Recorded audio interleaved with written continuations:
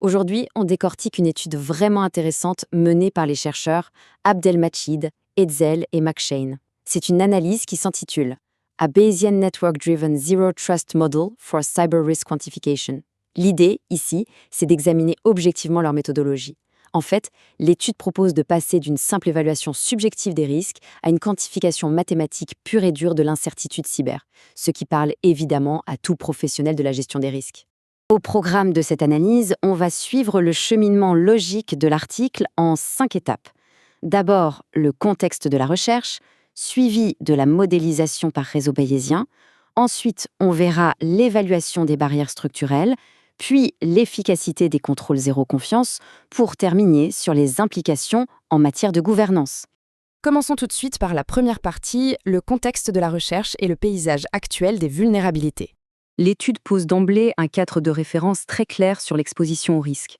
Les chercheurs s'appuient sur un rapport IBM de 2024 pour rappeler une statistique frappante. Les coûts mondiaux de la cybercriminalité devraient dépasser la barre vertigineuse des 10 000 milliards de dollars d'ici 2025.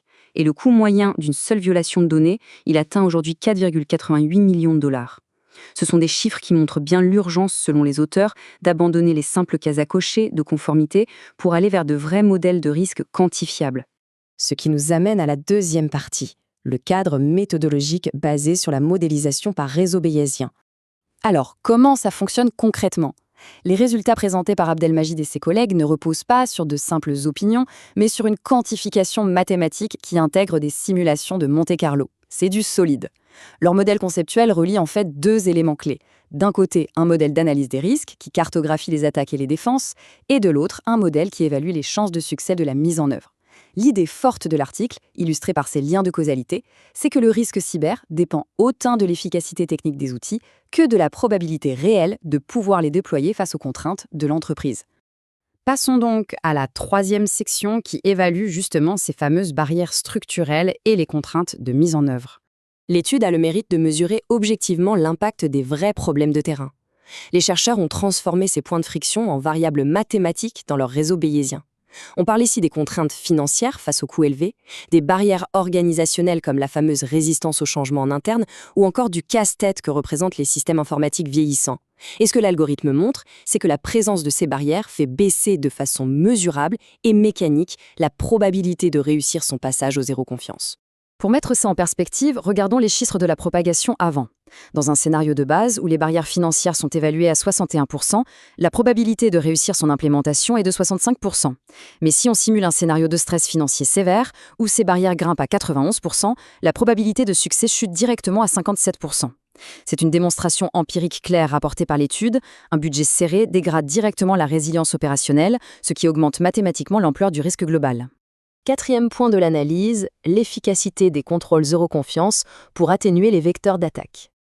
En gardant cette approche strictement analytique, la simulation bayésienne passe au crible 4 grands piliers du zéro confiance, qui s'appuient sur 9 mesures spécifiques. Pour l'identité, l'étude évalue l'authentification multifacteur et le contrôle d'accès basé sur les rôles. Côté données, on retrouve la prévention des pertes et le chiffrement. Les appareils, eux, sont couverts par la détection des points de terminaison et les applications par les pare-feux web. Chaque contrôle est modélisé de façon binaire, activé ou non, pour peser très exactement son impact statistique face aux menaces. Et les résultats de l'analyse de sensibilité sont assez tranchés. Le modèle identifie que les attaques basées sur les identifiants volés et les menaces internes ont une probabilité mathématique beaucoup plus forte de causer des fuites de données. C'est nettement supérieur aux risques liés à la perte de matériel physique ou au phishing. La conclusion objective de l'étude, c'est qu'investir en priorité dans les contrôles liés à l'identité et aux données, comme le chiffrement ou la gestion stricte des accès, reste la méthode la plus redoutable pour faire chuter le niveau de risque global. Nous voici à la 5e et dernière section, les implications en matière de gouvernance et la conformité pilotée par les données. Abdelmajid et ses co-auteurs soulignent que cette approche quantitative va bien au-delà de la simple ingénierie informatique.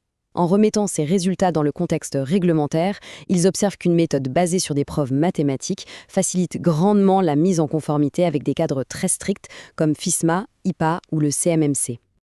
Le point à retenir ici, c'est que l'utilisation de données probabilistes permet de justifier rationnellement les budgets alloués.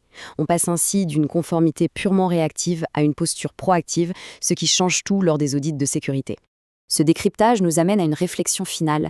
Si des modèles prédictifs, comme ce réseau bayésien, arrivent aujourd'hui à modéliser avec précision l'impact budgétaire sur la réussite des architectures de sécurité, une question stratégique émerge. Comment la quantification mathématique de l'incertitude va-t-elle, à terme, redéfinir les futurs cadres de conformité en matière de cyberrisque ? C'est une perspective soulevée par cette recherche qui donne assurément matière à réflexion pour tous les acteurs du secteur.